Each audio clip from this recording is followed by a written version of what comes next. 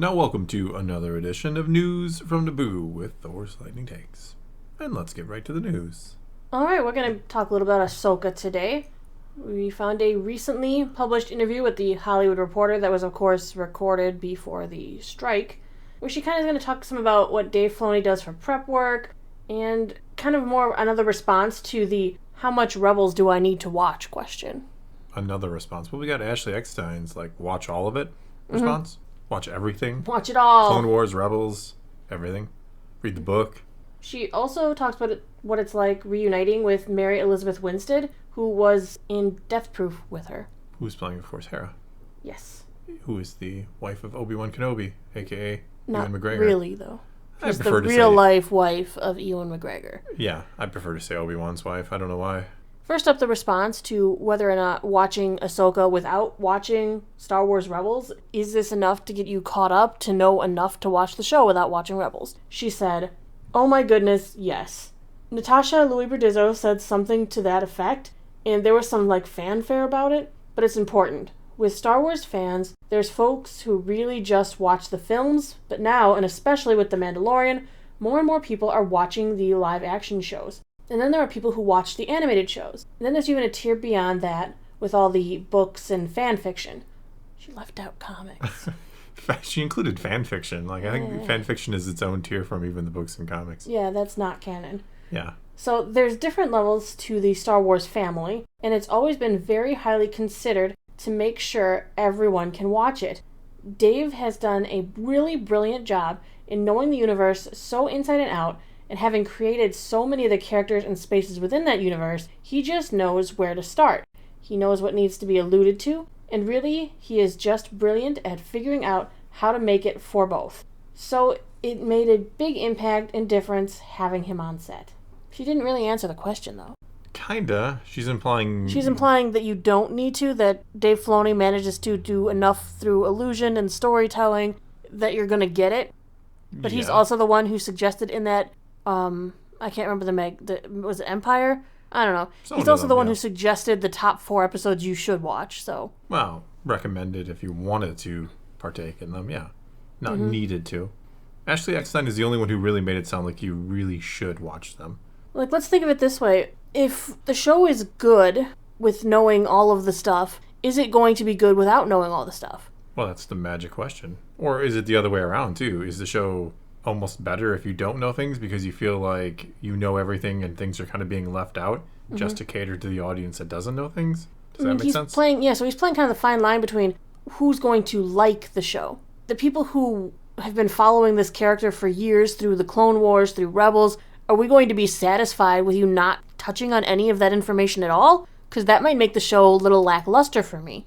There's a fine line between it, right? Yeah, it's a delicate balance, and we have to wait and see to see if he can manage to walk the line without upsetting either camp, those who know and those who don't. I mean, because I can't remove my knowledge from the equation. I can't watch it and go, yeah, if I didn't know anything, this would be good. I mean, I can make it a guess, a rough approximation, I suppose. You can ask others who didn't get that. Well, I will, yeah. I get that unsolicited from friends and family. Well, I kind of asked for it. I shouldn't say that, but it's always interesting to hear the reaction of somebody who doesn't know things and the questions they ask you that as a hardcore fan, you're like, isn't that obvious? And then you're like, well, wait a minute. I guess if you... But isn't that also a problem? If people are coming to these conclusions naturally, they're asking these questions, you're like, well, there's an answer, and they just didn't give it to you, but people are asking the questions? Yeah. I mean, there were I got a lot of questions from people I know about bo-katan. In Mando Season 3. Everybody was like, well, not everybody, but a lot of people I know who are very kind of casual fans were like, where did she come from? What is her deal? Why is she suddenly the main character? Yeah, and not knowing her from those other shows, you just don't feel like she's earned it. Yeah, exactly. That was the big thing. They were like, it just seems weird. This is the Mandalorian. I watched Din and Grogu. That's what I like. And suddenly they're not kind of the main characters, and she is. And it's like, well, why? What is so special about her? Right, because you have to be very careful when you're crafting the show. You don't want it to feel disjointed. No, you don't. Because, I mean, if you've only seen Mandalorian and, the movies and stuff, she just pops up in the previous season. Here I am. Yeah, kind of wants the Darksaber, and you get tidbits of her past in Season 3. Don't get me wrong. It's interesting to hear them describe what the Darksaber is and its importance in one sentence. Exactly, considering we've seen how relevant it's been in Clone Wars and then even in Rebels. So we know this long lineage of, we even know its history. We know it comes from Tar Vizsla. We know all of this. So to hear it like, yeah, it represents the leadership of Andor. Well, then watching it get destroyed just felt so cheap because that's so much history to people who follow more than just the live action and movie scene. Exactly. I think that was just a bad choice. I think if you have bo-katan toss it away, that's one thing. But having it crushed like that, it implies never really meant that much to begin with. And that Beskar's not as strong as we thought it was. Well, it was Beskar crushing Beskar, sort of. Sort of. It was his strength he had to be doing it, though. Yeah. She also discussed Dave Filoni's particular way of making the show using pre-visualizations. This is a technique that filmmakers use in high-budget projects, where they animate specific parts of the movie or show before the cameras start rolling to kind of get a feel for how they want, things to move and such. It's almost like a comic strip of the movie. But it's beyond storyboarding because they're actually animating it. Oh, they're going that far? Yep. Oh, okay. They go that far. They take it a step beyond. What she said was, we filmed in tandem the whole time. It was a 6-month shoot, and it probably would have been a year had we not had 2 different crews filming multiple different episodes at the same time. So it was a lot, and it was constantly being jumbled around.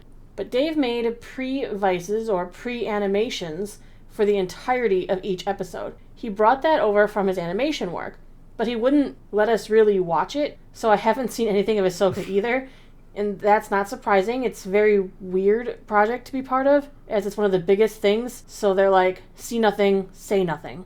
But Dave had it down, and the different directors kept that connection.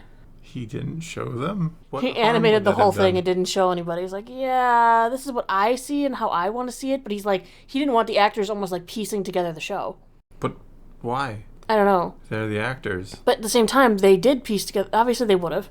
Because of the more things we have here to hear. She also said, so it was beautiful to just craft this thing as itself. It is a new part of the journey, but we don't need to know the previous part of it to get engaged. And that's one of the things I'm excited for people to see and experience. We got so excited when we were doing our table reads. We had it revealed to us episode by episode. We didn't have it all in advance. Then when Dave used our voices from the table reads and put them in the previses that they watched, we had these little animated video game characters of ourselves on these sets that they were starting to design and build. And you would watch these mini episodes. So it was pretty remarkable. But they figured it out, and they had many test opportunities to figure out if it was going to work for both the dedicated old-school fans and the new. So they did get to watch them? No, she's saying that they got to watch them. She didn't get to watch them. They got to watch them? Yes, they probably watched them watch them. What a weird thing. Yeah. You would almost think it would take more time to make these little animated things and put the table reads over them than to just go out there and go, okay, let's do some shooting and some testing and choreographing. I'm sure the animation's pretty crude. It's probably not like polished Clone Wars. I mean, maybe Dave was like, yeah, I want a little Clone Wars of my Ahsoka here. He's got an animated version of the whole series that he's got tucked away somewhere. And then they can release that on Disney Plus someday, too. Exciting. I'd watch it. Lastly, she talked about what it was like reuniting with Mary Elizabeth Winstead after they worked together on Quentin Tarantino's Death Proof. She said, I definitely said it was nice to see that she's okay. What kind of statement is that? Did she think she was in trouble or something? That's always been the question, because we definitely left Mary, her Death Proof character, behind to go gallivanting around in this car. So clearly it worked out. But I asked her more about singing.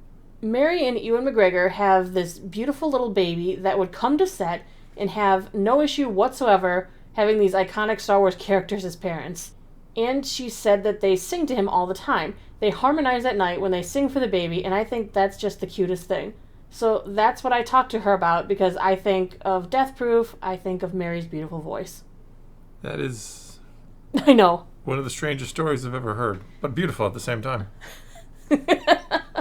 That's why it's at the end of the news story, because it's It's your bonus clip for the day. Yes, your bonus news story. Ewan McGregor and his wife Mary. It ends with a fluff piece. Yeah. Singing to their baby in harmony. That's awesome. While Ahsoka watches? I guess so. She conducts them? I don't know. But we still can't forget that Ashley Eckstein did encourage all fans to watch the previous animated shows so we can get a full appreciation for what is going on. Because whether they half-explain things or not, you will gain more of an appreciation the more you know. I think so. Which leads us back to watching Path to Ahsoka, because the more you know. On Fridays. Or Thursday someday. Nah, it's probably going to be Friday. I don't want to say you're right. Have we hit a Thursday? No, Not a single one? not a single one. Well, Fridays are... It's the end of the week. Thursdays, man. The You Thursdays. get to enjoy them. And That's the aim. Thursday. okay. Are we doing Ahsoka this week? Or are we skipping Ahsoka because... Depends on what I end up doing. Well, obviously. Obviously, indeed. All right, well, until Thursday or Friday, that's all we got for you this time. So now it's your turn to take to the comments below and tell us what you think of any and all of today's news, and let's talk some Star Wars. And until next time, thanks for watching.